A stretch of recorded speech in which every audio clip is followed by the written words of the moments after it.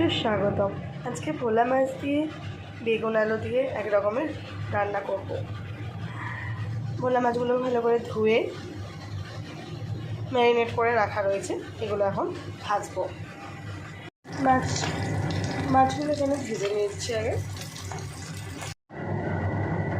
মাছগুলোকে কড়া করে ভেজে তুলে রাখা হয়েছে। এখানে লম্বা লম্বা করে আলু কাটা আছে, সেগুলোকে আগে ভালোভাবে তেলে ভেজে নেওয়া হচ্ছে। আগে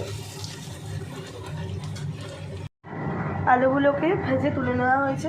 এবার এই কড়ার তেলেই আমি বেগুনগুলো ভেজে নেব। বেগুনগুলো ভালোভাবে ভেজে নিচ্ছি আগে।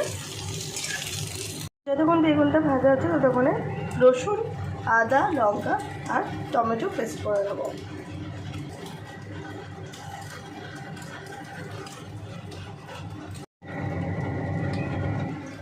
আমাদের সরিয়ে নিচ্ছি। এখন বেগুনটা একবার নামিয়ে নেব।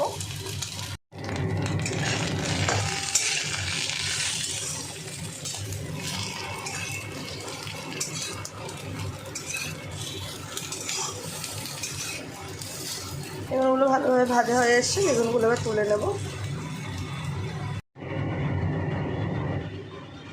এবার একটু তেল দিয়ে ফোড়ন দিয়ে,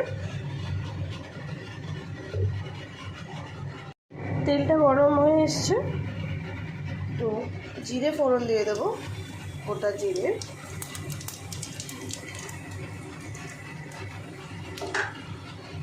তার মধ্যে পেঁয়াজ কুচি আর পেঁয়াজ কলি দিয়ে দেবো।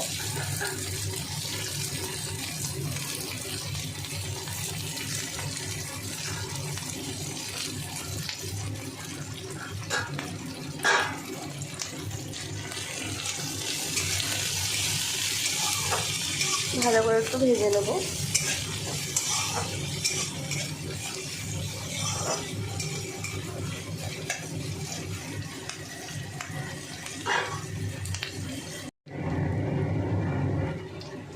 এই ভাজার মধ্যে এবার একটু একটু করে গুঁড়ো মশলাগুলো দিয়ে দেব। হলুদ গুঁড়ো,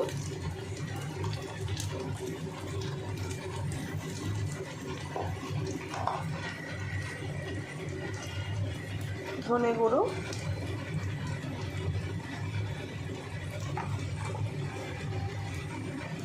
জিরে গুঁড়ো,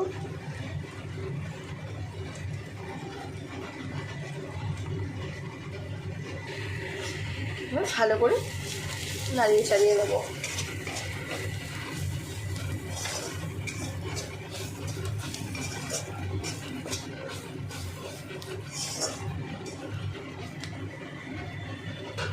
এরপর যে পেস্টটা করেছিলাম সেই পেস্টটা দিয়ে দেবো।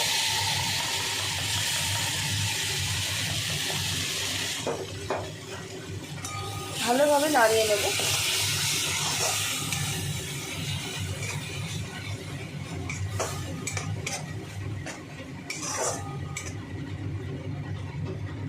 এই পর্যায়ে স্বাদ মতো নুন দিয়ে নেব।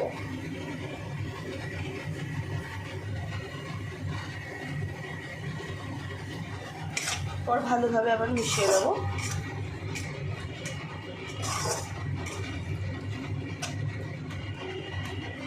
কিছুক্ষণ এটা হতে দেবো।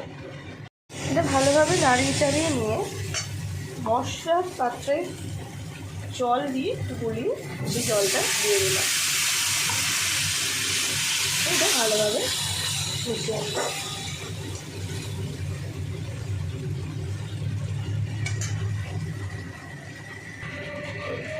ভালোভাবে কষিয়ে নিয়েছি এটা অনেকক্ষণ ধরে। এবার এর মধ্যে বেগুন আলুগুলো দিয়ে নেব। ভালোভাবে মিশিয়ে নিচ্ছি। এবার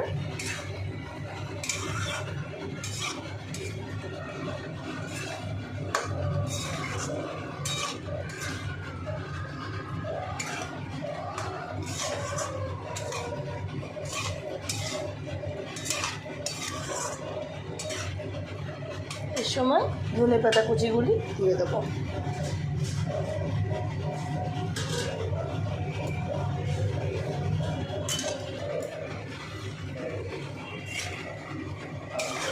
ভালোভাবে মিশিয়ে নেব।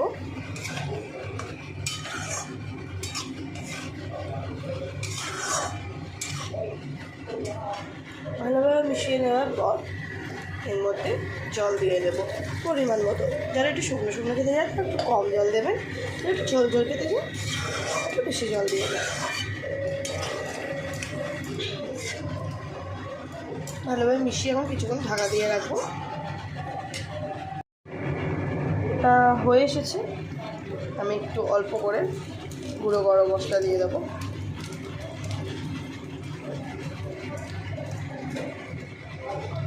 এটা মিশিয়ে নেব, নিয়ে মাছগুলো এবার ছেড়ে দেবো।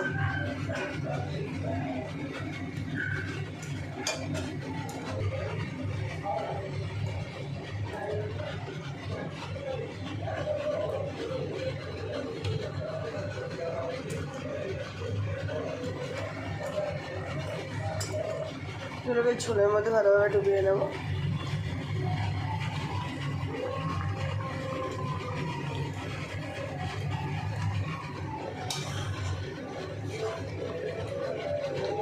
এবার একটু ফুটিয়ে ভালো করে এটা নামিয়ে নেব।